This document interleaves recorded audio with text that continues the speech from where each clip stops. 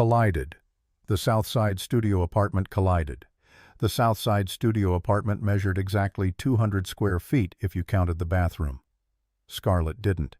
She'd stopped measuring things that made her feel trapped around the same time she stopped opening the acceptance letters from Johns Hopkins begging her to reconsider. Those letters sat in a shoebox under her bed next to the anatomy textbooks she couldn't bring herself to sell. The books still smelled like the hospital. Antiseptic and blood and the particular metallic tang of trauma bays at 3 a.m. when the shooting victims came in waves and you stopped thinking of them as people with names and started thinking of them as arterial bleeds versus venous salvageable versus lost. 14 dead. She'd counted them herself, tagging toes in the morgue after her 12-hour shift ended because the regular staff couldn't handle the volume. 14 bodies, most of them under 25. A nursing student. 2 paramedics who'd responded to the initial call. A janitor who'd hidden in a supply closet and bled out from a ricochet before anyone found him. The hospital had offered her counseling. Paid leave. A grief coordinator who spoke in the hushed, reverent tones people reserve for funerals and catastrophic diagnoses. Scarlett had nodded through all of it. Signed the forms, attended 2 sessions with a psychologist who asked her to rate her trauma on a scale of 1 to 10. As if pain were a quantifiable thing you could measure and categorize and file away in neat manila folders. She'd quit 3 weeks later, walked out of her clinical rotation mid-shift, handed her badge to the charge nurse, and drove the 800 miles back to Chicago with nothing but a duffel bag and $47 in her checking account. The student loan servicer started calling 2 months after that. The number on her screen now read $73,412. The interest compounded daily. Her father's debts were simpler. $25,000 to a bookie named Renzo, who operated out of a Polish bar on Milwaukee Avenue. Renzo had sent 2 men to her apartment last month. They'd been polite about it, almost apologetic. One of them had even helped her pick up the mail they'd scattered, checking her mailbox for cash. They'd left a business card with a phone number and a date circled in red Sharpie. 2 weeks from now. After that, Renzo stopped being polite. The Sapphire Club paid $11 an hour plus tips. On a good night, Scarlett walked out with $200. On a bad night, $60. She'd learned to identify the good tippers within 30 seconds of approaching a table. Older men tipped better than young ones. Women in groups tipped worse than women alone. Businessmen tipped 20%, exactly calculated to the cent. Drunk businessmen tipped double that or nothing at all, depending on whether you laughed at their jokes. The VIP section tipped best, but working VIP meant dealing with a different category of patron entirely. The kind who didn't ask for things so much as expect them to materialize through sheer gravitational pull of wealth and consequence. The kind who could make a waitress disappear for spilling a drink or arguing about a check not through violence necessarily, but through the slow, inexorable pressure of money and connections and phone calls made to people who made other phone calls until you found yourself unemployed and unemployable and wondering how you'd ended up on some invisible blacklist that followed you from interview to interview. Scarlett had been working the VIP section for 3 months. She'd learned the rules fast. Don't make eye contact unless they want eye contact. Smile, but don't be memorable. Bring the check before they ask. Never under any circumstances question an order, no matter how absurd or expensive or physically impossible to fulfill at 1 a.m. on a Tuesday. The man in booth 7 was breaking something. Scarlett heard the glass shatter from across the room, heard the sudden drop in ambient conversation that happens when violence enters a space previously dedicated to the illusion of civilization. She was carrying a tray of dirty martini glasses 16 hours into a double shift. Her feet screaming inside the regulation black heels that had cost her $80 she didn't have on a credit card she'd maxed out 2 payments ago. The man was young. Late 20s, maybe 30 if you counted hard. Charcoal suit that probably cost more than her car if she still had a car. Dark hair pushed back from a face that would have been handsome if it weren't contorted with rage. He had a bodyguard on the ground, a mountain of a man in a cheaper suit now bleeding from his nose and mouth, shards of the glass table embedded in his cheek. The entire VIP section had gone silent, the kind of silence that feels like pressure building before an explosion. A dozen patrons watching, nobody moving, the security guards frozen by the velvet rope like they'd been turned to stone mid-step. Scarlett recognized him. Dante Vitelli. Everyone in Chicago knew the name even if they didn't know the face. Son of Vincent Vitelli, the man who ran the docks and the unions, and if the rumors were true, half the aldermen in City Hall. Dante had a reputation, the Beast of Chicago they called him. 14 bodyguards in 8 months, each one hospitalized or quit or both. There were stories. A bouncer who'd tried to calm him down during a previous incident now eating through a straw at Mount Sinai. A valet who'd scratched his Maserati found beaten so badly his own mother couldn't identify him until the dental records came back. The manager, Paulie, was frantically gesturing at Scarlett from behind the bar. "Stay back. Let him break it. We'll bill his father. Don't make eye contact." Dante Vitelli stood over the bleeding bodyguard, swaying slightly, a bottle of Macallan 25 gripped in one hand like a club. $4,000 of scotch about to become a weapon or a projectile or both. His eyes swept the room with the flat, affectless gaze of a shark cruising through shallow water looking for something worth destroying. He found the mirror. 20 feet of antique glass, beveled edges installed when the Sapphire Club opened in 1947. Paulie had told her the story during training, how the mirror had survived Prohibition and the mob wars and 3 separate fires. It had become a point of pride, a symbol of permanence in a city that devoured and rebuilt itself every generation. Dante raised the bottle. Every person in the VIP section knew what was about to happen. The mirror would shatter. Then the windows. Then probably the tables, the chairs, anything else within arm's reach. The police wouldn't come because the police didn't come when a Vitelli was involved, not unless someone important ended up dead, and sometimes not even then. Scarlett set her tray down on the nearest flat surface. 16 hours. Her feet hurt. Her back hurt. She had $307 in tips folded in her apron pocket, enough to make the minimum payment on 2 of her credit cards with $40 left over for groceries that would need to last the rest of the week. She was tired in a way that went deeper than physical exhaustion. Tired of being afraid. Tired of making herself small and invisible and forgettable, tired of men who broke things because they could and people who let them because the alternative was worse. The ice bucket was full, half-melted slush and freezing water, probably 40 pounds of dead weight. She grabbed it with both hands, ignoring Paulie's strangled gasp of horror, and walked directly toward Dante Vitelli. Her heels clicked against the marble floor. Steady rhythm, authoritative, cutting through the silence like a metronome. Every eye in the room tracked her movement. She could feel the attention like physical weight, could feel Paulie probably having a stroke behind the bar, could feel the other waitresses frozen in various states of shock and vicarious terror. Dante turned as she approached.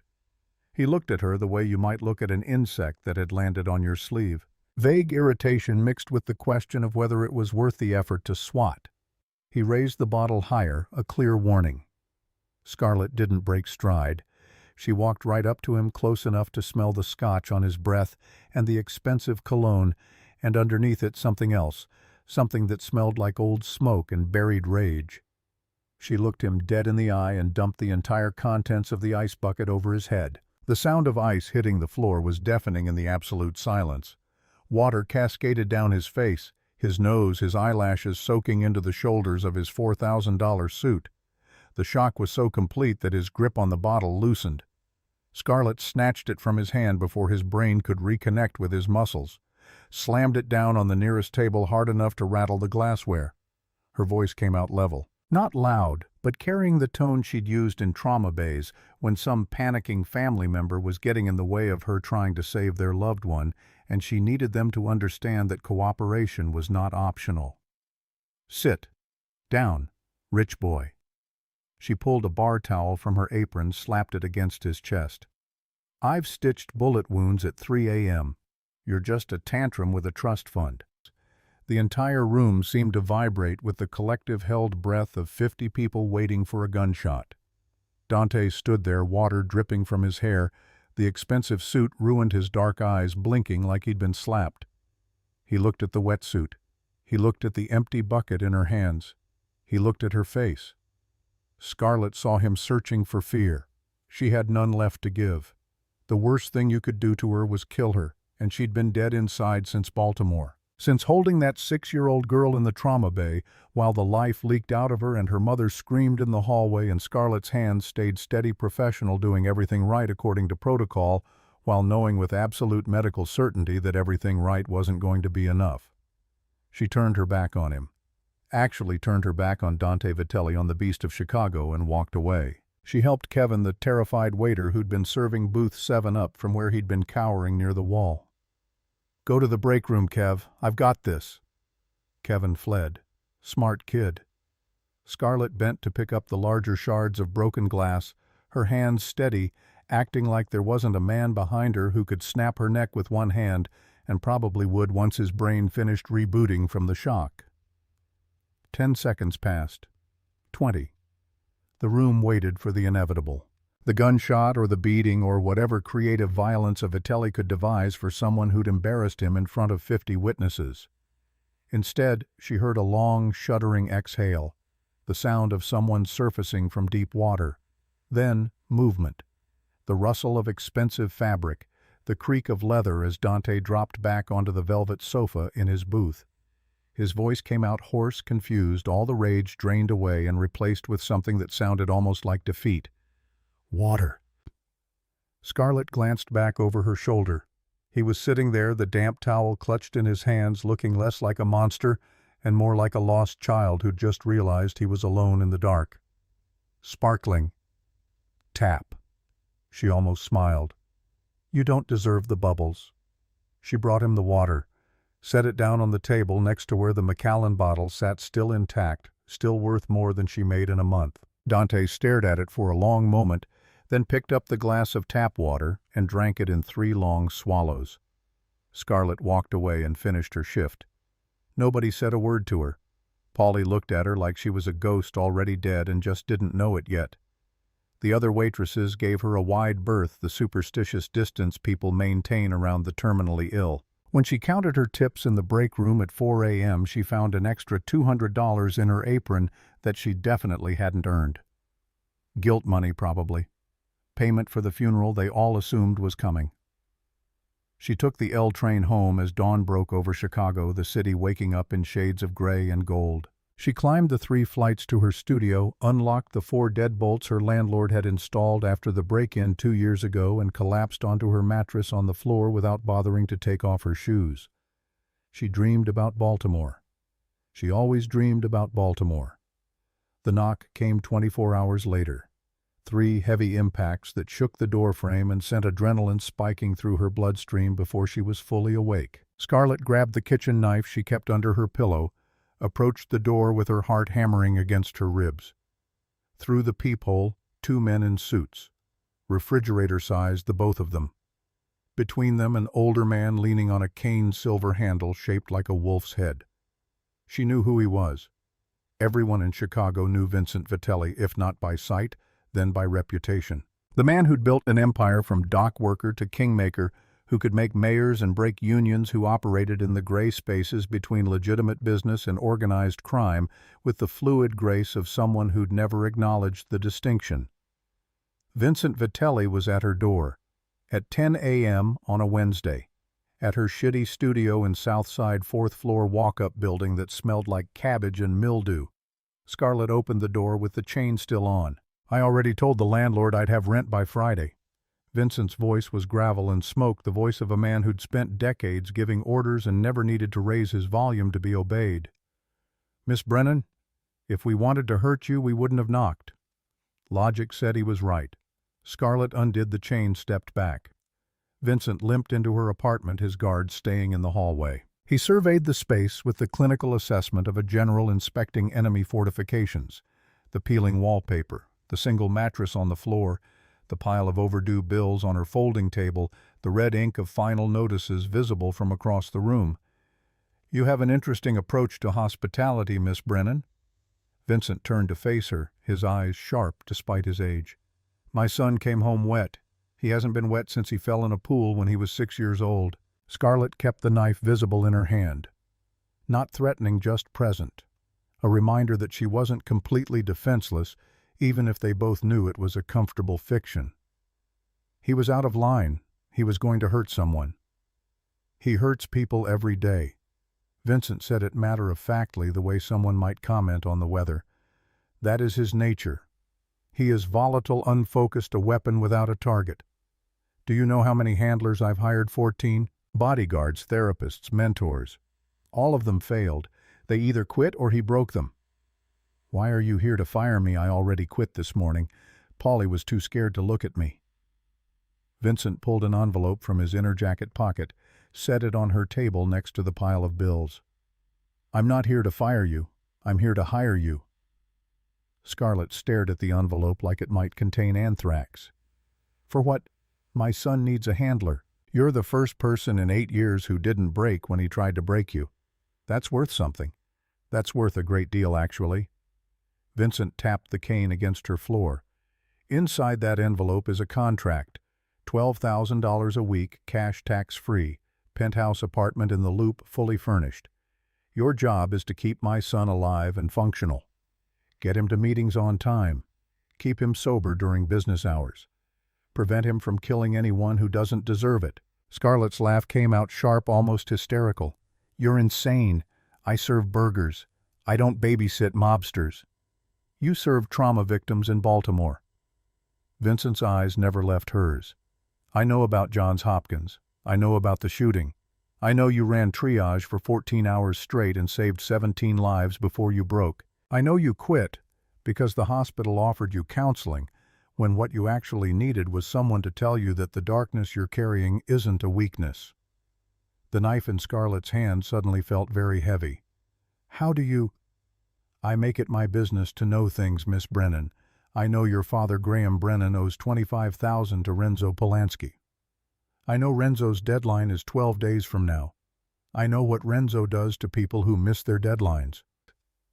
Vincent moved closer, his voice dropping to something almost gentle. I can make that debt disappear. Tonight. One phone call and your father walks away clean. But more than that, I can give you something you've been missing since Baltimore. Purpose. The feeling that your skills matter, that you're not wasting your potential serving drinks to people who don't see you as human. Scarlett's throat felt tight. She wanted to throw him out, wanted to tell him to take his money and his mob family and his broken son and get the hell out of her apartment.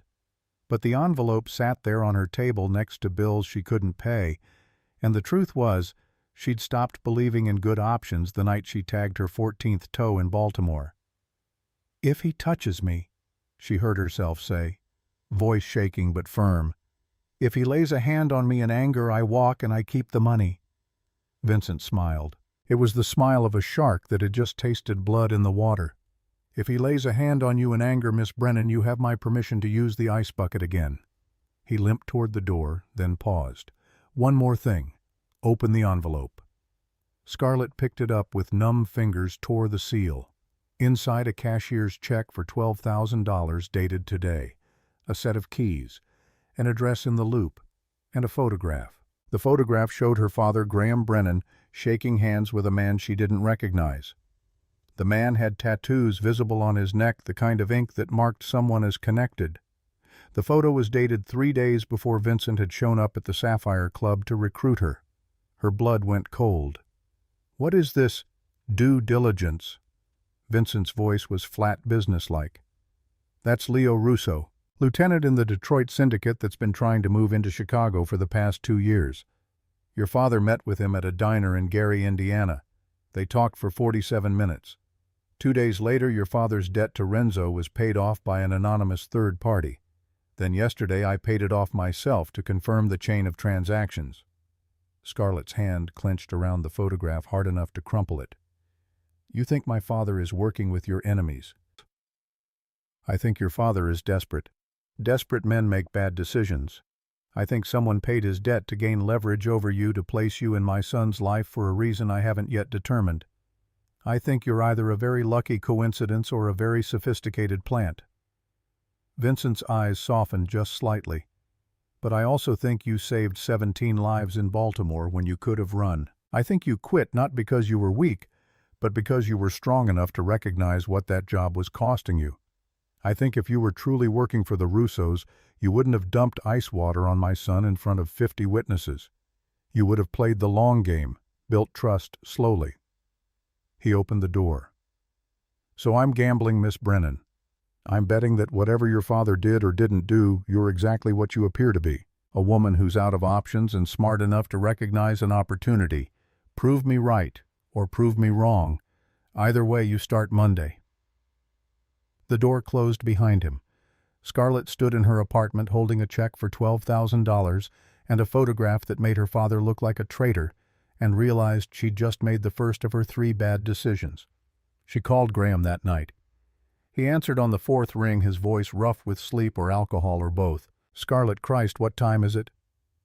Did you meet with someone named Leo Russo? Silence on the other end, long enough to be an answer. How do you, Scarlett? Listen, it's not what it looks like. He approached me at the track, said he could help with the Renzo situation. I didn't know who he was. I swear to God I didn't. What did you tell him? Nothing. He asked about you, about your job, about whether you knew anyone connected. I told him to go to hell. Scarlett, you have to believe me. I would never... She hung up, stood there in the dark, her father's voice still echoing in her ears, all the desperation and sincerity that might be real or might be another lie in a lifetime of lies. The man who'd taught her to ride a bike and who'd stolen from her college fund to pay off a bookie. The man who'd driven her to her first day of med school and who'd shown up drunk to her graduation from high school. Love and disappointment so entangled she couldn't separate them anymore. The check sat on her table next to the keys to a penthouse she'd never seen. $12,000. More money than she'd made in 6 months of triple shifts. Enough to pay off 3 credit cards and still have money left over. Enough to make her father's debt disappear like Vincent had promised, assuming Vincent kept his promises, assuming any of this was real. She thought about Baltimore. About the 17 people who'd walked out of that hospital alive because she'd kept her hand steady and her mind clear when everyone else was falling apart. About the 14 who hadn't. About the moment she'd realized that saving lives wasn't enough if you had to destroy your own soul to do it. Maybe this was different. Maybe keeping one broken man alive was simpler than trying to save everyone who came through the trauma bay doors. Maybe she could do this without losing whatever pieces of herself she had left. Or maybe this was how you became the kind of person who looked at a photograph of her father meeting with mobsters and felt nothing but resignation. Maybe she was already more broken than she'd admitted, already past the point where good decisions were possible. She picked up the envelope, put it in her pocket, made her second bad decision, and knew the third was coming. Knew it with the same certainty she'd known which patients would live and which would die, the knowledge that came from seeing the pattern too many times to deny. Monday morning arrived gray and cold. Chicago winter settling into the bones of the city. Scarlett took the L train to the Loop, found the address on the keychain. The building was 40 stories of glass and steel, the kind of luxury high-rise that regular people walked past without imagining they'd ever see the inside. The doorman knew her name before she introduced herself. Of course he did. Vincent Vitelli's world operated on information, on knowing things before they needed to be known, on preparation that looked like telepathy if you didn't understand the infrastructure of power. The elevator rode smooth and silent to the 37th floor. The doors opened directly into the penthouse. Not a hallway, not a landing. The elevator was the front door, and only people with the right key could access it. The space was enormous. Floor-to-ceiling windows overlooking the lake, the city spreading out in all directions like a map of territory and influence, and the invisible lines that divided one kingdom from another. Hardwood floors, furniture that looked like art installations, kitchen equipment that probably cost more than her yearly salary at the Sapphire Club. Dante was there, shirtless, doing one-armed push-ups in the center of the living room while a news channel played on a screen the size of a billboard. His back was a canvas of scars and ink muscles moving under skin with the controlled precision of someone who'd trained his body into a weapon. He stopped mid-rep when he saw her, pushed himself up in one fluid motion. Recognition dawned slowly in his dark eyes. Then something that might have been amusement or might have been threat. The Ice Queen. He grabbed a towel from the back of a chair. My father said he hired a handler. I thought he was joking when he said it was the Waitress. Scarlett forced herself to step into the apartment, forced her legs to stop shaking even though every instinct was screaming at her to get back in the elevator and run. "Executive assistant." She kept her voice level. "And it's Scarlett." Dante walked toward her. He invaded her personal space, deliberately using his height to intimidate close enough that she could smell sweat and something expensive underneath. He loomed over her, testing, always testing. "Let's get one thing straight, Scarlett. You don't work for me. You're a spy for my father. A babysitter. I don't need a babysitter. Based on Tuesday night, you need a muzzle." His jaw tightened. The rage she'd seen at the club flickered behind his eyes like lightning behind storm clouds. "You got lucky. Caught me off guard. Don't think you can talk to me like that here. No witnesses, no cameras. Is that a threat?" She held her ground even though her heart was trying to hammer through her ribs, even though she could feel how close she was to the edge, how easily this could go wrong. "Because your father was very specific about the terms of my employment. If I quit, he handles you himself. And I don't think you want Vincent Vitelli breathing down your neck every minute of every day. So you can deal with me or you can deal with him. Your choice." Dante stared at her. The silence stretched thick and dangerous. Then he turned away, walked to the bar, reached for a bottle. It was 10 a.m. "Put the bottle down." He froze his hand on the neck of what looked like very expensive whiskey. "Excuse me. Schedule says you have a meeting with union reps at 11. You need to be sharp. If you walk in there smelling like whiskey, they'll think you're weak." "Are you weak, Dante?" She was pushing. She knew she was pushing. But something about him brought out the part of her that had barked orders in trauma bays, that had looked at bleeding bodies and made instant decisions about who lived and who died based on calculations that left no room for emotion. Dante slammed his hand down on the bar. Not the bottle, just the polished wood. The sound cracked through the apartment like a gunshot. "I am not weak." "Then prove it. Drink coffee." She moved past him into the kitchen, spotted the espresso machine that looked like it belonged on a spaceship. Started figuring out the controls while her hands shook just slightly while she waited for him to grab her, hurt her, prove that Vincent's promise of safety was as empty as every other promise she'd been stupid enough to believe. Instead, she heard footsteps receding, the sound of a door closing, water running in what must be a bathroom somewhere in the sprawling apartment. 5 minutes later, Dante emerged wearing a gray suit, his hair still damp, his face cleanly shaved. He looked dangerous but controlled the rage banked behind his eyes instead of burning on the surface. He looked at the espresso she'd made sitting in a cup on the granite counter. "Gray suit." His voice was flat. "Black makes you look like you're going to a funeral. We want them to trust you, not fear you. Today, anyway." Something shifted in his expression. Not quite a smile, but close. "There's a difference." He picked up the hundred.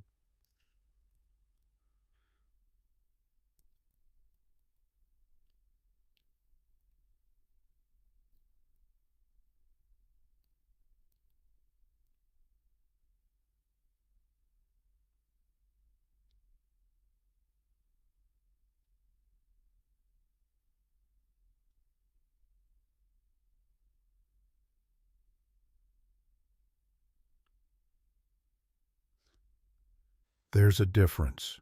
He picked up the espresso, drank it in one swallow, set the cup down with deliberate care. 5 minutes or I'm leaving without you. You'll wait 10. You need to review the files on the union reps. Know their names, their families, what they care about. That's in the briefcase I prepared. It's by the door. Dante walked to the door. Found the briefcase she'd assembled at 6 a.m. after reading through Vincent's notes, after studying organizational charts and newspaper clippings, and building a picture of the landscape Dante would be navigating. He opened it, scanned the contents, then looked back at her with something new in his eyes. Not trust, not yet, but maybe the beginning of respect. 10 minutes, he said. Scarlett exhaled only after she heard him walk into what must be his bedroom. She gripped the granite counter until her knuckles turned white, until the shaking in her hands subsided, until she could breathe again without feeling like she was drowning. She'd survived the first morning. That was something. That was enough for now. Her third bad decision was already made. She just didn't know it yet. 3 weeks into the job, Scarlett learned that surviving Dante Vitelli required thinking like a combat medic, triage the immediate threats, stabilize the patient, prepare for the next crisis because there was always a next crisis. The first week had been war. Dante testing her, constantly pushing boundaries like a child checking if the fence was electric. He'd drive his Maserati at 140 miles per hour on Lakeshore Drive at 2 a.m., watching her face in the rearview mirror for signs of fear. She'd kept her expression neutral, pulled out her phone and calmly dictated a memo about which trauma surgeons at Northwestern had the best track record for vehicular accident victims. He'd slowed down after that. He left loaded firearms on the coffee table, the dining table once balanced on the bathroom sink, where she'd find it first thing in the morning. She locked them in the safe he didn't know she'd found behind the abstract painting in his study. The combination had been in Vincent's notes along with instructions on proper weapons handling and a reminder that Dante responded to action, not lectures. He changed meeting times without warning, texted her new addresses 30 minutes before appointments, once tried to board a flight to Las Vegas without telling her. She'd been waiting at the gate with his briefcase and a reminder that the Nevada Gaming Commission had banned him from every casino on the Strip after an incident involving a blackjack dealer and $30,000 in chips he'd thrown at someone's head. By week 2, the tests became less frequent. By week 3, Dante started asking her opinion on things that mattered. Which alderman was worth buying versus blackmailing? Whether the union contract Vincent wanted him to negotiate had exploitable loopholes.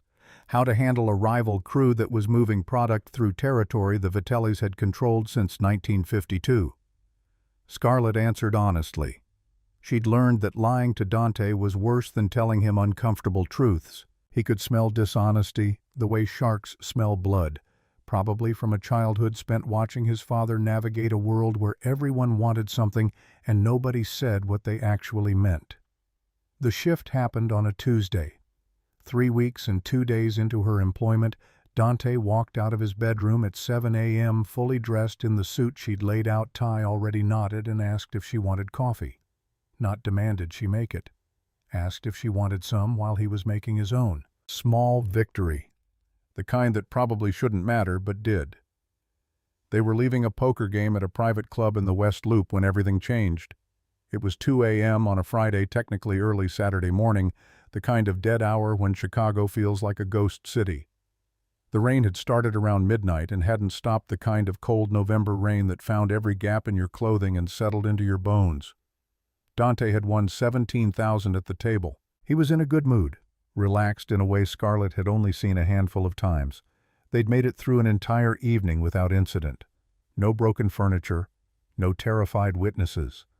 Progress measured in the absence of disaster. The car was idling at the curb.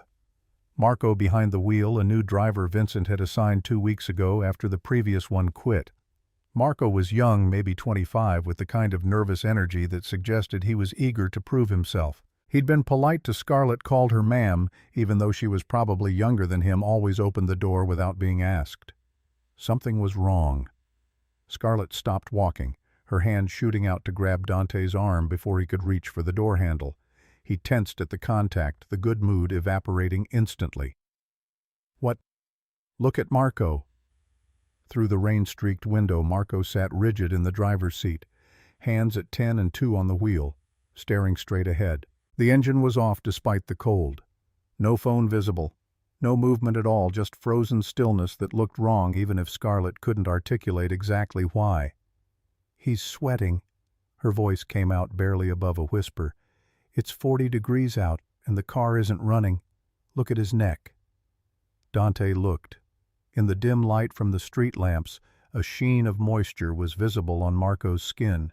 His jaw was clenched so tight the muscles stood out like rope. Could be nervous. New guy doesn't want to screw up. Or he's in shock. Medical shock, the kind that happens when someone's holding a gun on you and you're trying not to panic. Dante's entire demeanor shifted in the space of a heartbeat. The relaxed man who'd been counting poker winnings disappeared, replaced by something cold and predatory. He pulled Scarlett backward toward the club entrance, moving her body between himself and the car, then immediately correcting and putting himself in front. "Get back inside. Dante. Now." The street exploded before she could argue. A black van materialized around the corner, no headlights, tires screaming against wet pavement. The side door was already open. Muzzle flashes lit up the night like a strobe light, automatic weapons fire tearing through the space where they'd been standing seconds before. The Maserati's windows shattered.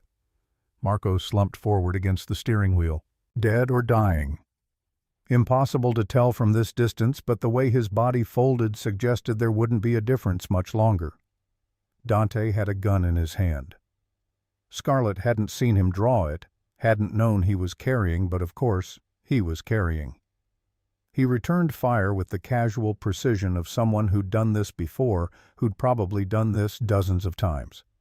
Controlled bursts, moving forward instead of back, advancing into the threat instead of retreating from it. Scarlett scrambled backward toward the club entrance, her medical training screaming conflicting instructions.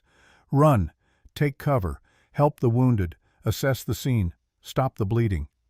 Her hands were shaking, her heart hammering against her ribs, and suddenly she wasn't in Chicago anymore.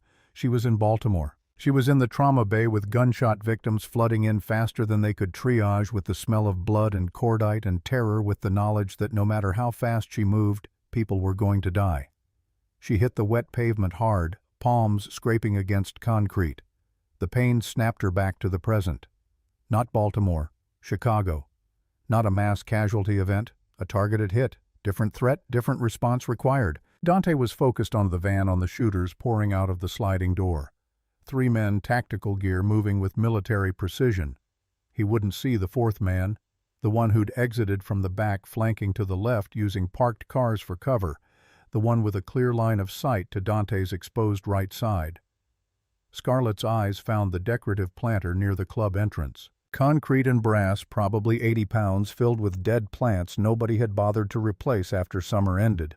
She grabbed it with both hands, adrenaline making it feel light as foam, and hurled it with every ounce of strength she possessed. The planter didn't hit the flanking gunman. It smashed into a metal trash can 3 feet to his left with a sound like a gong being struck by a sledgehammer.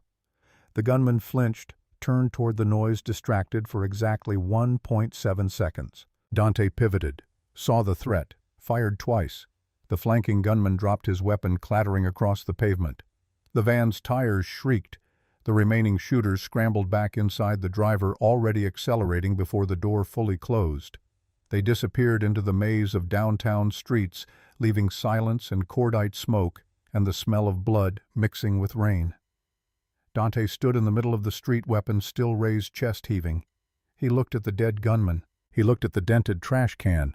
He looked at Scarlett sitting in a puddle on the pavement in her ruined $2,000 suit.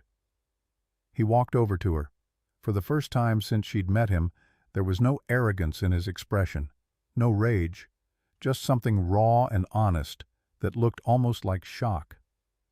He offered his hand. "You missed." Scarlett took his hand, let him pull her up. Her legs were shaking so badly she could barely stand.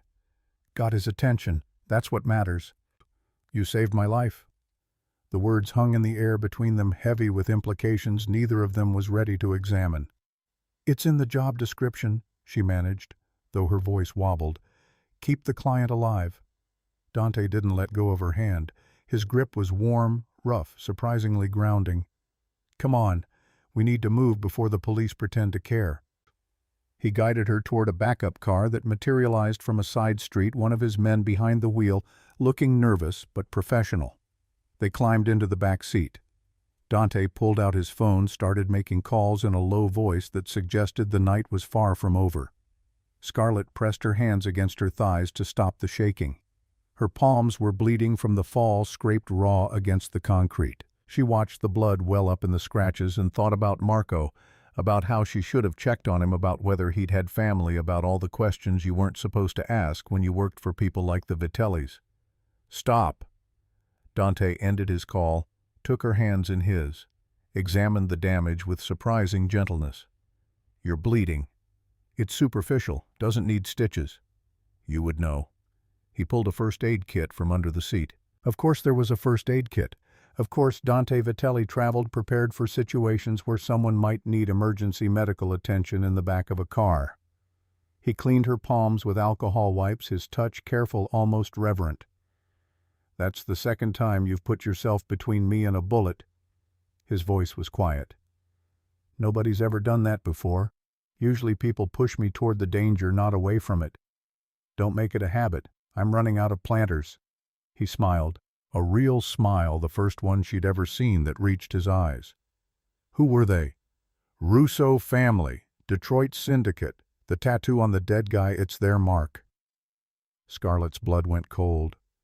Leo Russo, the man in the photograph with her father, the meeting at the diner in Gary, Indiana, the debt that had been paid by anonymous parties before Vincent cleared it himself. "Why would Detroit crews come after you?" "Because my father controls the ports. They want in.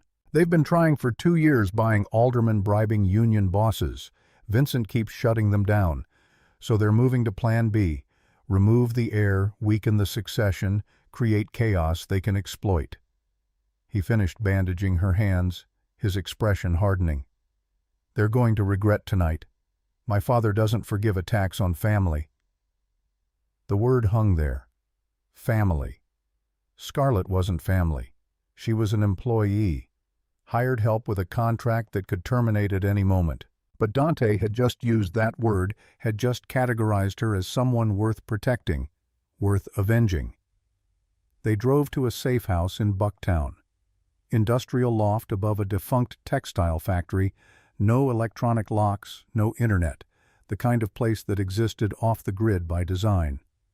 Dante unlocked 3 deadbolts, ushered her inside, and immediately began checking sight lines from the windows. The space was cold, dusty, clearly unused for months, if not years, but it was secure, defensible, the kind of place you retreated to when trust became a luxury you couldn't afford. Scarlett sank onto a leather sofa that had seen better decades.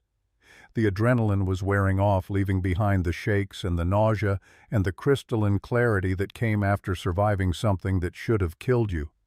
She thought about Marco, about the gunman Dante had shot, about how many bodies she'd seen tonight versus how many she'd seen in Baltimore, and which number was worse, the mass casualty event or the targeted execution. Dante disappeared into what she assumed was a bedroom. He returned with a blanket, draped it over her shoulders without asking if she was cold. She was freezing, actually, but hadn't realized it until the weight of the fabric settled around her. He sat down on the coffee table, facing her close enough that their knees almost touched. "Tell me about Baltimore." Scarlett's throat tightened. Nobody asked about Baltimore. Not directly. People avoided the subject like it was contagious, like acknowledging trauma might somehow infect them by proximity. "Why?" "Because you just threw an 80-pound planter to save my life. Because you've been working for me for 3 weeks, and you've never once looked afraid, not even when you should be. Because something broke you bad enough that you quit medicine 2 months before graduating, and I want to know what kind of broken you're carrying." She could refuse. Should refuse. This wasn't the kind of conversation you had with someone like Dante Vitelli. But the safe house was cold and quiet, and she was tired of carrying the weight alone. Mass shooting. Hospital cafeteria during lunch rush. Gunman killed 4 people downstairs before security stopped him. But 17 others were wounded. GSWs mostly. Some shrapnel from ricochets. They brought them to our trauma bay because we were closest. We weren't prepared. Nobody's ever prepared. The words came out mechanical, clinical, the way she'd written them in her incident report for the hospital review board. I ran triage. Decided who got treatment first based on who was most likely to survive with immediate intervention. That's the protocol. Save the savable. Don't waste time on the ones who are too far gone. Except one of the too far gone cases was a 6-year-old girl. She'd been in the cafeteria with her mother. Caught a round through the liver. By the time they brought her to me, she'd lost too much blood. I knew she wasn't going to make it. But she was 6, and scared, and calling for her mama. Scarlett's hands clenched around the blanket. I should have moved to the next patient. Should have followed protocol. But I couldn't. I spent 45 minutes trying to save her while 3 other patients bled out waiting for treatment. She died anyway. So did 2 of the 3 I could have saved if I'd made the logical choice. The third survived, but lost his leg because of the delay. You were trying to save a child. I was failing at my job. I let emotion override training. That's how people die. Dante reached out his hand covering hers. That's how you stay human.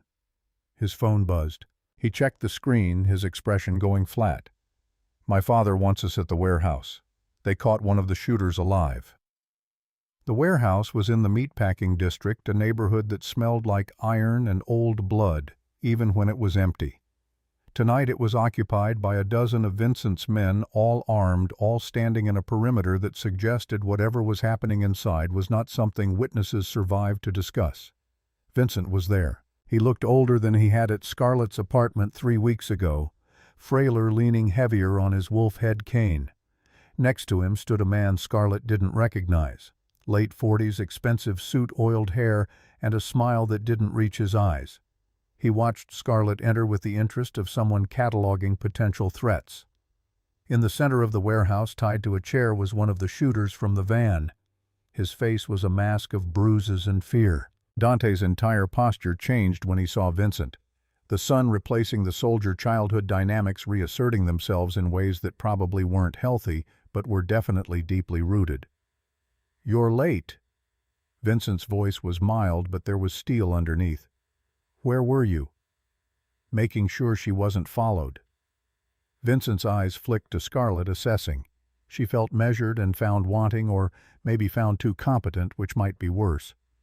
"Miss Brennan, you had an eventful evening. Marco's dead. Your son's alive. I consider that a qualified success." The man with the oiled hair smiled. Something about it made Scarlett's skin crawl. "Remarkable. 3 weeks, and she's already learned to talk like family." Dante's hand moved to Scarlett's lower back, protective or possessive, or both. "This is Silas Crane, my father's consigliere." Silas stepped forward, extending a hand. Scarlett shook. It felt the grip last just slightly too long to be professional. "The famous Ice Queen. Vincent has told me so much about you. I hope not everything. Some stories lose their charm in the retelling." Silas laughed, but his eyes stayed cold. "Let's discuss our guest." Vincent gestured toward the tied man. "His name is Liam something.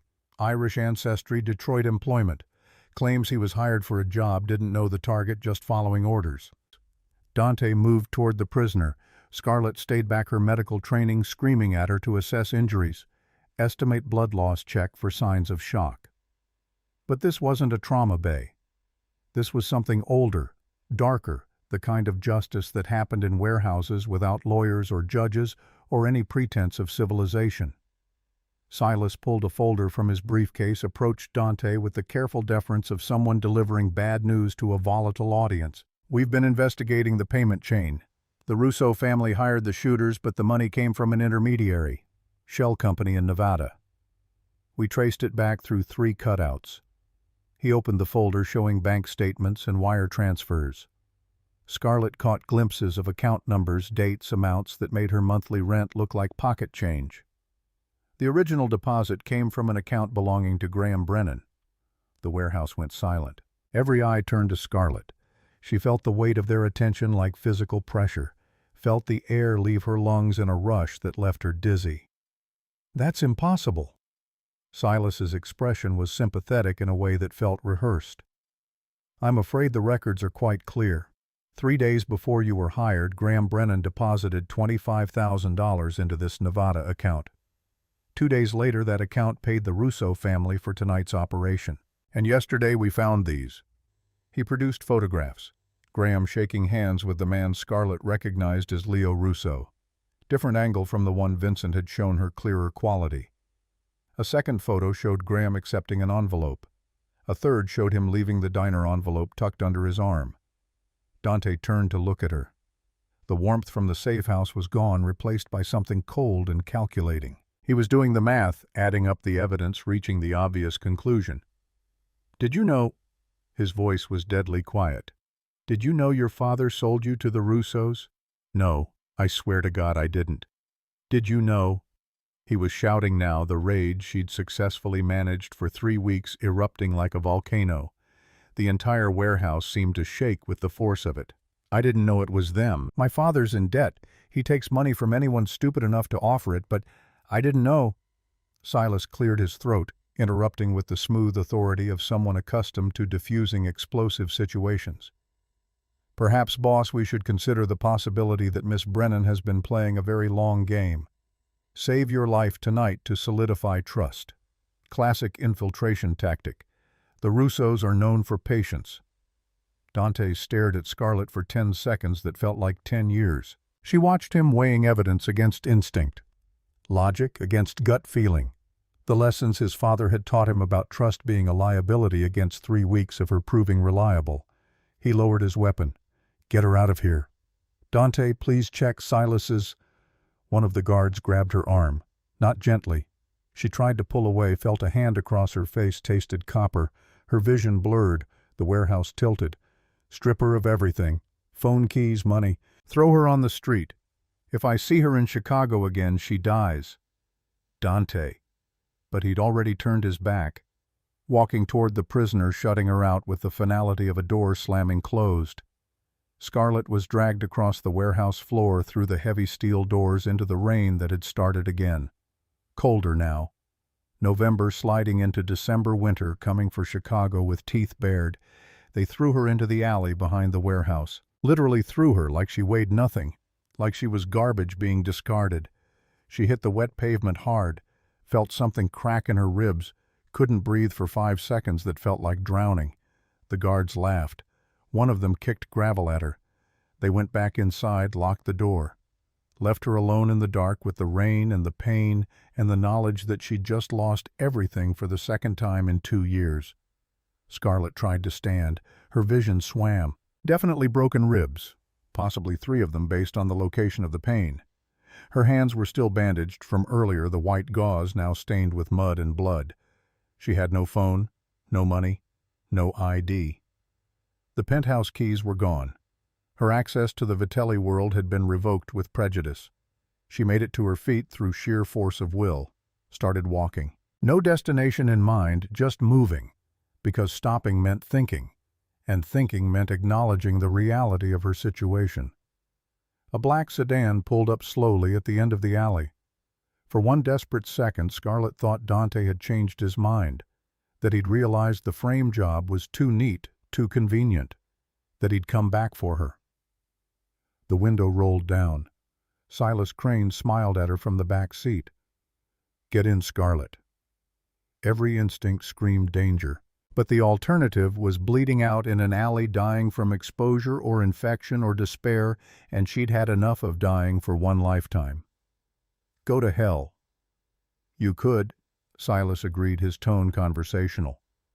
Or you could listen to what I have to say.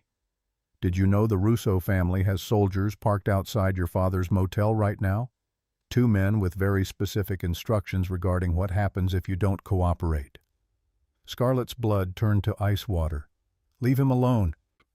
Then get in the car. She got in the car. It was her 3rd bad decision, the one she'd been racing toward since the moment Vincent Vitelli knocked on her door. The final step off the cliff, gravity taking over, nothing left but the fall.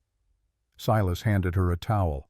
She pressed it against her bleeding face, felt the rough fabric absorb blood and rain and tears she refused to acknowledge. Where are we going? Somewhere we can talk privately. About your father, about what the Russo family wants, about how you're going to help us finish what we started tonight. Which is, Dante Vitelli has to die, and you're going to be the bait that lures him out. The car drove through streets Scarlett no longer recognized, through a Chicago that had transformed from home into hostile territory. She thought about Marco dying in the front seat of a car, about the gunman Dante had killed to save her, about the 6-year-old in Baltimore whose name she'd never learned, but whose face she still saw every time she closed her eyes. She thought about all the ways you could be broken, all the compromises you made to survive, all the lines you swore you'd never cross until crossing them became the only option left. Silas was still talking, explaining his plan with the calm efficiency of someone who'd thought through every contingency. But Scarlett wasn't listening anymore. She was calculating. Medical training applied to a different kind of problem: assessing the injury, identifying the treatment, determining the prognosis. She'd saved 17 lives in Baltimore before she broke. Maybe she had one more save left in her. Maybe that was enough. The car turned into an industrial park. Shipping containers stacked like building blocks, sodium lights turning the rain into streaks of amber. No witnesses, no cameras. The kind of place where people disappeared and nobody asked questions. Scarlett touched her broken ribs, testing the damage. Took a deep breath despite the pain, felt her lungs fill. Still alive, still functional, still capable of making choices even if all of them were bad. The car stopped. Silas opened his door, gestured for her to follow. She climbed out into the rain, into the smell of rust and diesel fuel and coming violence. "This way, Miss Brennan. We have much to discuss." She followed him toward a warehouse that looked exactly like the one she'd just left.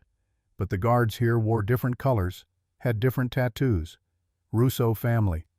She'd walked straight from one mob into another, from Vincent Vitelli's world into the arms of his enemies. And somewhere in Chicago, Dante thought she'd betrayed him. Thought she'd sold him out for money or revenge or whatever motive made sense to someone who'd been taught that trust was weakness. And everyone eventually showed their true colors. He was wrong. She hadn't betrayed him. Not yet.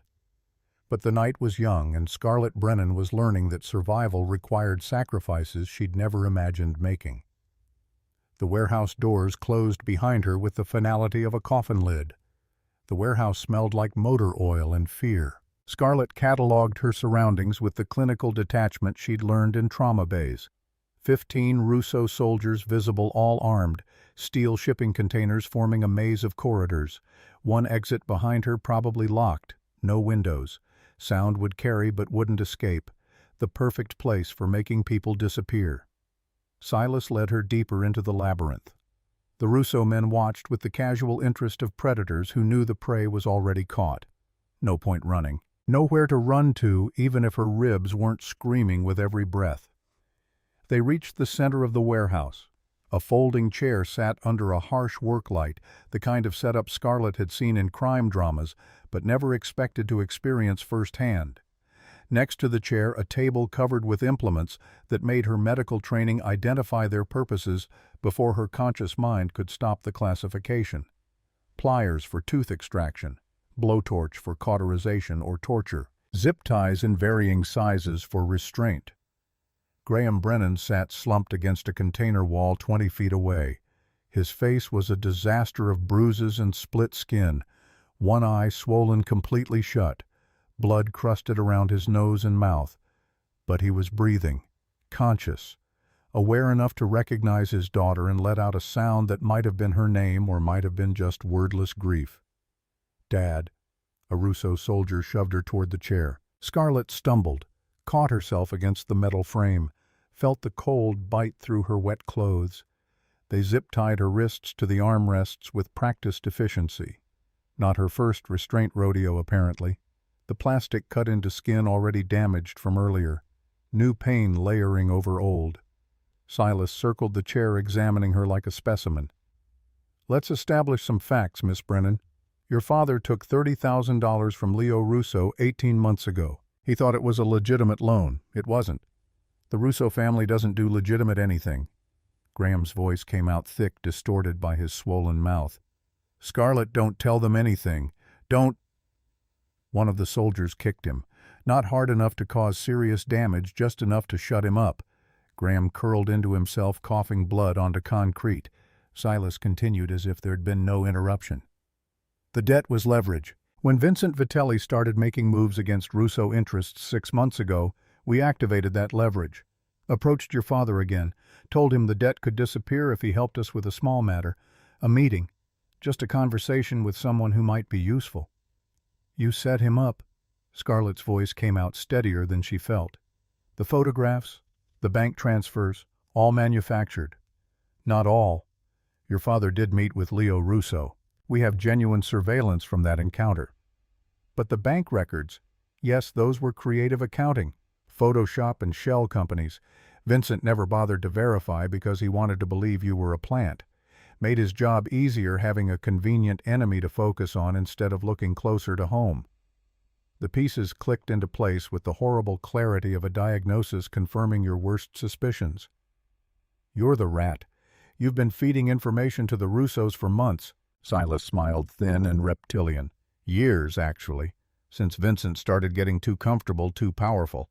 He forgot that empires fall from within, not from external pressure. The Russo family offered me something Vincent never would. Partnership. Real power, not just the illusion of influence while taking orders from a dying king. Dying.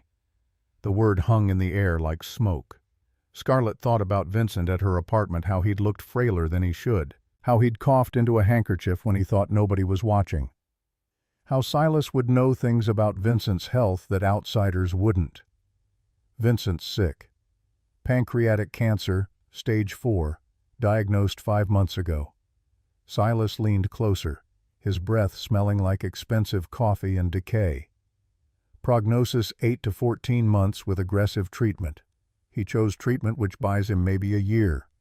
But he's dying, Miss Brennan, and when he does, Dante inherits. Unstable, violent, impossible to control Dante.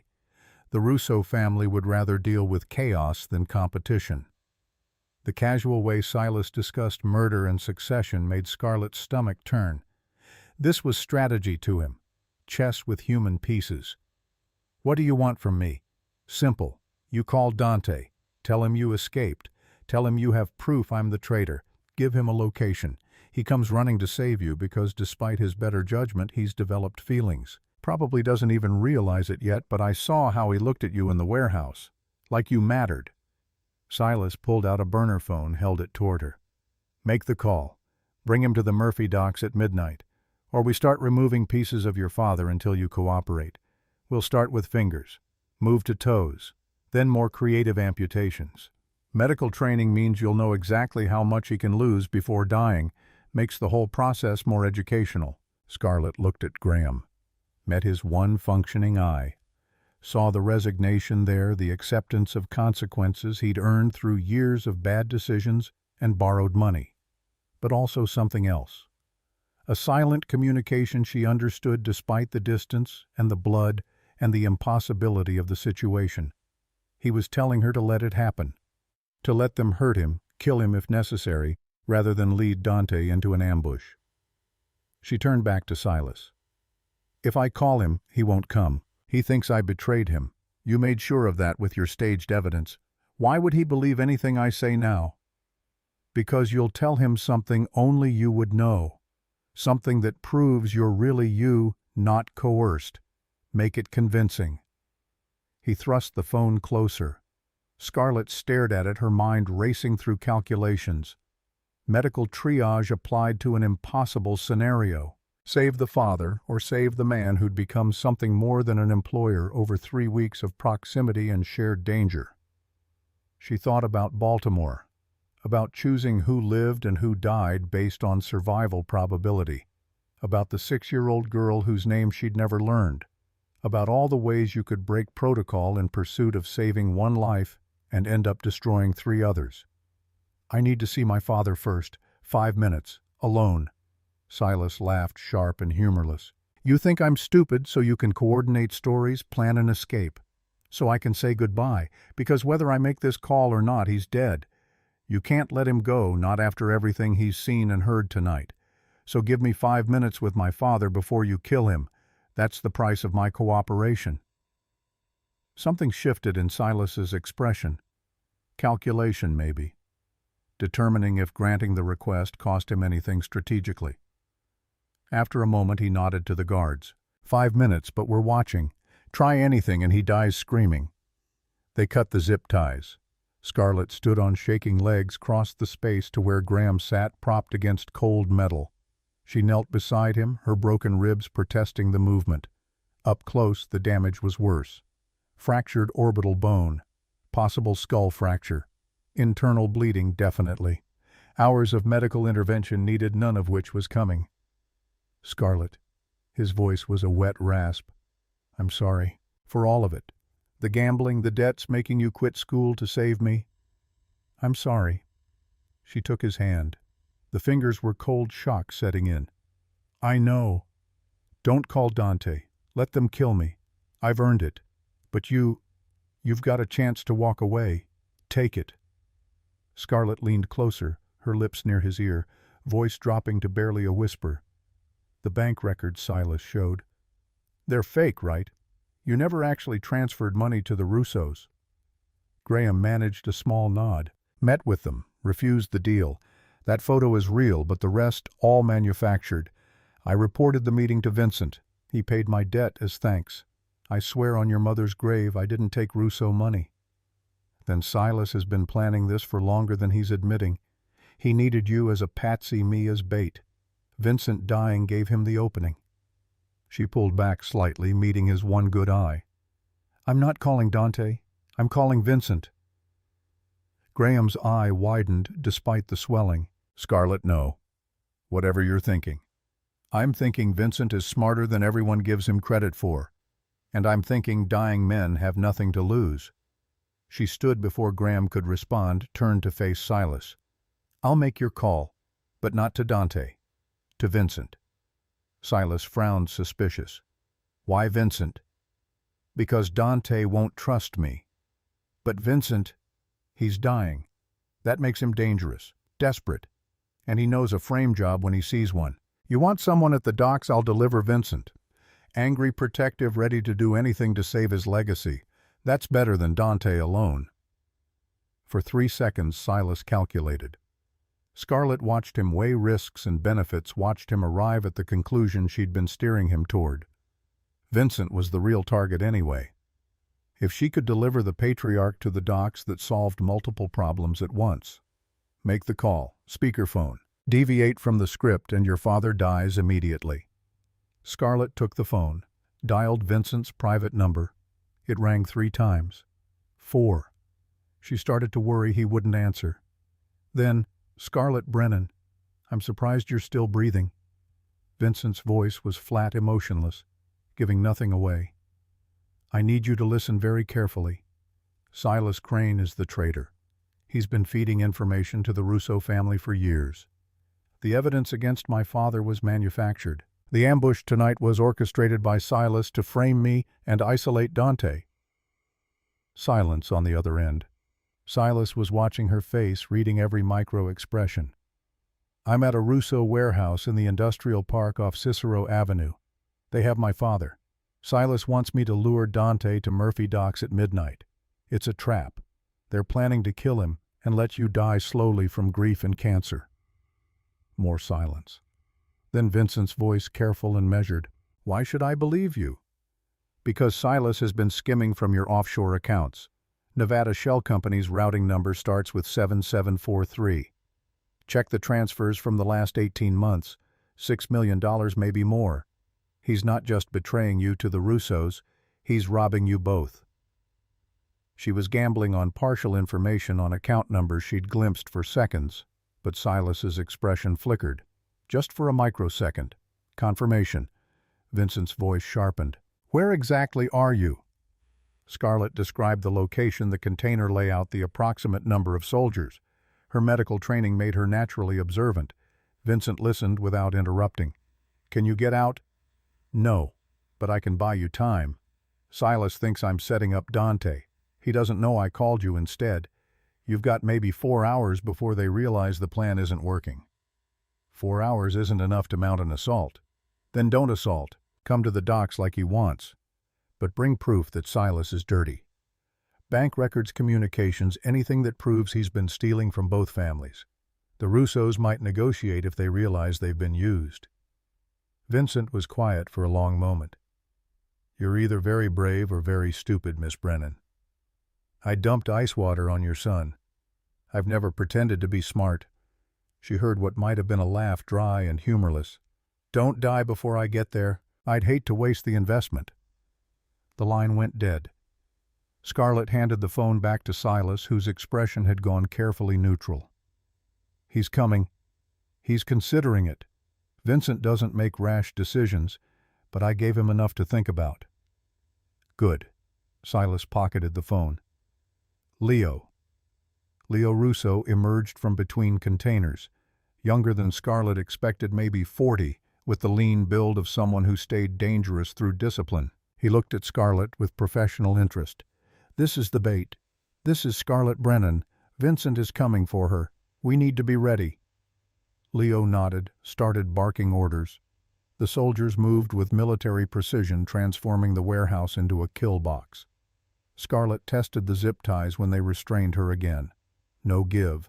Her hands were already losing feeling. She counted Graham's breaths, watched his chest rise and fall, calculated how long he had before shock and blood loss became irreversible. Not long enough. Time crawled. 90 minutes became 60. 60 became 45. Then headlights cut through the darkness outside. Multiple vehicles moving fast. The overhead fluorescents dimmed to emergency lighting. Silas appeared at Scarlett's side, gun drawn. Earlier than expected, the loading door began to rise. Chain rattling through pulleys, revealing legs first, then torsos, then faces. Vincent Vitelli stood in the opening, leaning on his wolf-head cane. Beside him, Dante, both unarmed hands visible. Behind them, darkness and the suggestion of more men waiting. Silas smiled. "Gentlemen, so glad you could make it." Vincent's eyes found Scarlett, assessed the damage, moved on without reaction. "Silas, I didn't see this coming. How long have you been planning your coup?" "Since you told me about the cancer. Since I realized this empire was going to die with you unless someone with vision took control." "Vision," Vincent repeated. "Is that what you call betrayal now?" "I call it evolution. You built something remarkable, Vincent. But you're dying, and Dante isn't capable of maintaining it. Simple business." Dante's eyes were locked on Scarlett. She could see him cataloging her injuries, see the rage building behind his carefully controlled expression. Vincent took a step forward, his cane clicking against concrete. "I'll make you a deal, Silas. Walk away now. Leave Chicago. 48 hours before I send people after you. That's more mercy than you've earned." "I don't need mercy. I have leverage." Silas gestured to Scarlett, to Graham's unconscious form. "You want them back. Tell your son to surrender." Dante laughed. It was a terrible sound, empty of humor. "You think I care about a waitress I've known for 3 weeks? She lied to me. I'm not surrendering for someone who sold me out." He was lying. Scarlett could hear it in his voice. Buying time, creating doubt. Good strategy. Vincent stepped forward again, drawing attention back. "What if I told you Silas has been stealing from the Russo family too? Those shell companies in Nevada weren't just skimming from me. Check with Leo about shipments that went missing. $4 million worth." Leo Russo's expression flickered. Uncertainty. Silas's smile tightened. Vincent's desperate. He'll say anything. "Then verify." Vincent pulled a folder from inside his jacket, tossed it toward Leo. Papers scattered across the floor. Bank statements. Shipping manifests. Communications between Silas and a broker in Detroit who's been selling your merchandise to competitors. "You've been used, Leo." Leo picked up the papers. His expression went from skeptical to furious in the time it took to scan 3 pages. He turned to Silas, voice dropping to something dangerous. "These manifests have my signature, my codes. Nobody outside the family knows those codes. That's fabricated. You played both sides, made us think we were partnering when you were robbing everyone." The warehouse erupted, Russo soldiers turning on each other, loyalty fracturing, gunfire echoing off metal walls. Vincent and Dante diving for cover, Silas running, disappearing into the container maze. Scarlett threw herself sideways, chair and all. The zip ties gave slightly from the impact. She twisted her wrists, working the restraints. One tie snapped, then the other. She crawled toward Graham, staying low. A Russo soldier collapsed next to her, half his face gone. She took his gun without thinking. Graham was still breathing. Barely. She pressed fingers to his neck, found a pulse. Thready, weak, but present. Dante appeared out of the smoke, materializing at her side. "Can you move?" "He can't. Needs a hospital. Internal bleeding, possible collapsed lung." "Then we leave him." Scarlett looked up at Dante. "I don't leave people behind." Something shifted in his expression. He bent, grabbed Graham in a fireman's carry. "Then let's move." They ran through the container maze. Bullets sparked off metal. The warehouse was a war zone. They burst through a side door into cold November air. Vincent's cars were waiting, engines running. They shoved Graham into the back seat. Dante pushed Scarlett in after, then climbed in beside her. The car accelerated. Scarlett pressed her hands against Graham's wounds, trying to slow the bleeding with fingers that couldn't feel anything. "Drive faster.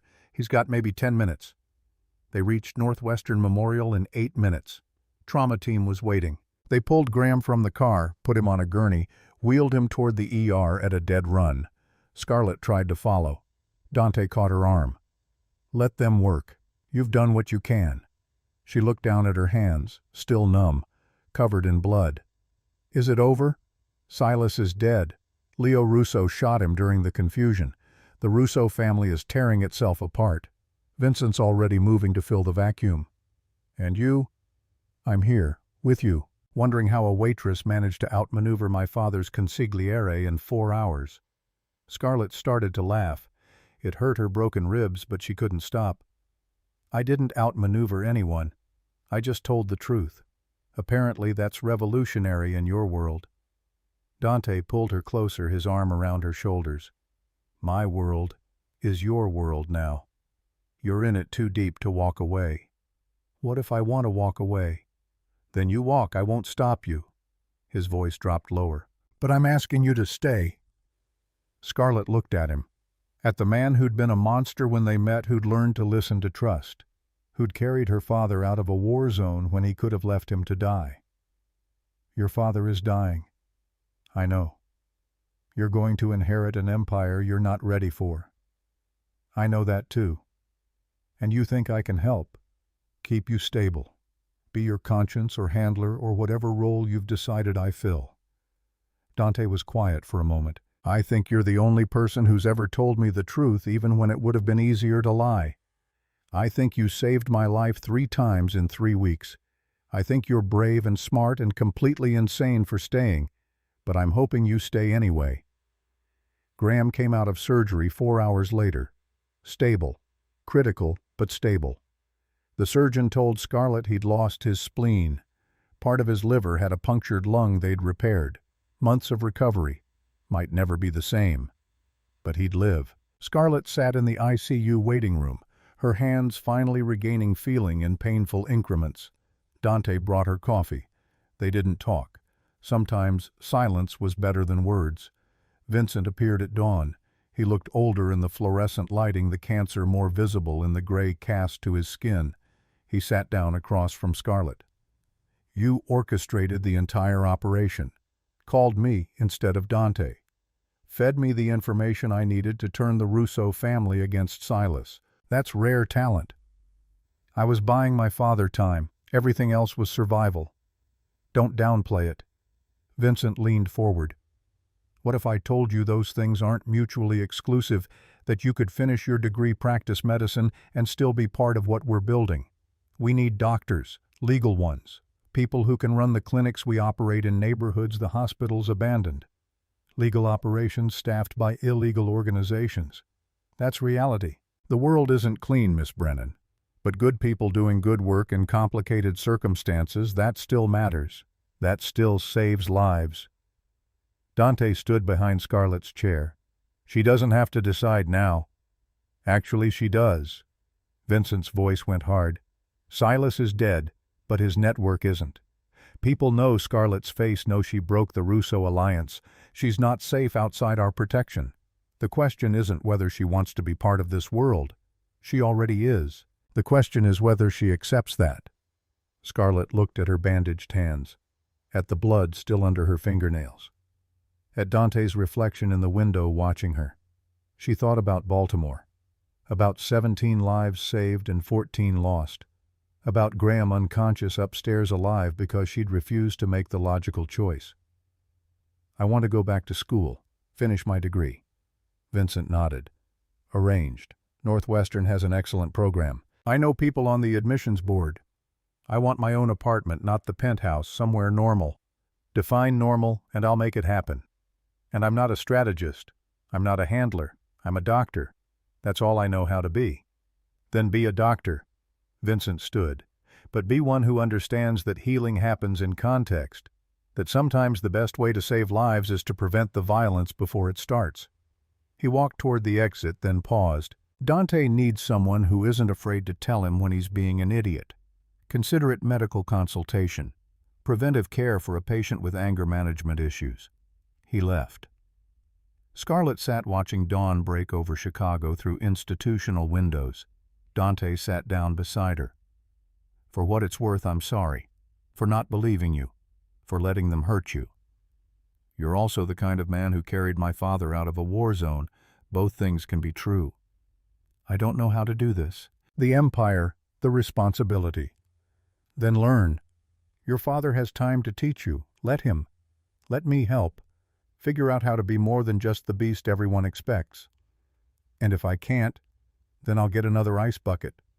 Dante laughed, real amusement breaking through the armor. He took her damaged hands carefully. You know what's going to happen if you stay. You're going to get hurt. Probably worse than tonight. People who wanted Silas's coup to succeed are still out there. Let them come. I survived Baltimore. I survived tonight. I'm harder to kill than I look. That's what worries me. You shouldn't have to be hard. Scarlett squeezed his hands. Maybe learning to fight back is its own kind of healing. The next months passed in increments measured by exams and clinical rotations and late nights studying anatomy. Graham recovered slowly, moved to a rehab facility in Wyoming that Vincent paid for. He sent letters. Scarlett read them occasionally. Forgiveness coming in small doses.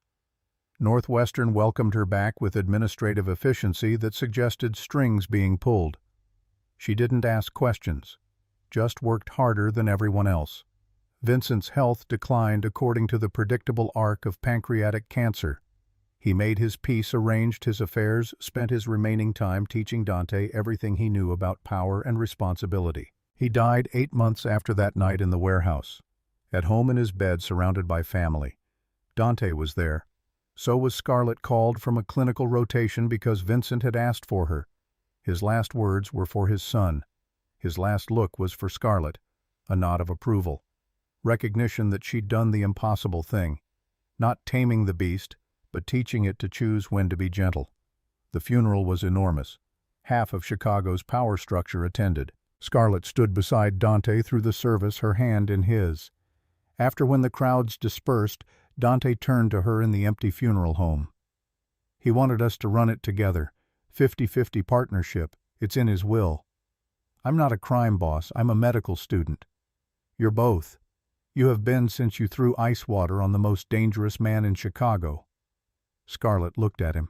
At the man who'd been a monster and became something more complicated through proximity and crisis and transformation. I'll do the medical side.